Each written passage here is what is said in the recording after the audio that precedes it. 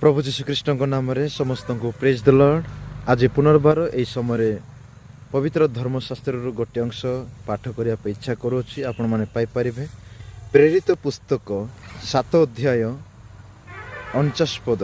प्रेरित 7 अध्याय 49 पदर लेखा अच्छी, स्वर्ग आंभर सिंहासन, पृथ्वी आंभर पादपीठ। प्रभु कहते, तुम्भे माने आंभ निमंते कि प्रकार गृह निर्माण करिब, किंबा आंभर विश्राम स्थान काहीं। मोर प्रिय माने, स्वर्ग होछि परमेश्वरंकर सिंहासन, आ पृथ्वी आमाने जो बसवास करुछु एही पृथ्वी होछि ईश्वरंकर पादपीठ।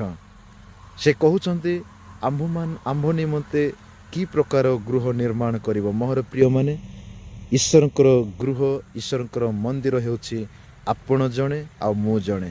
मनुष्य होउछन्ति ईश्वरंकर मंदिर, आ ईश्वर मनुष्य मानक अंतर मध्य बसवास करते। प्रभु ए वाक्य द्वारा आशीर्वाद करंतु। आमेन। धन्यवाद।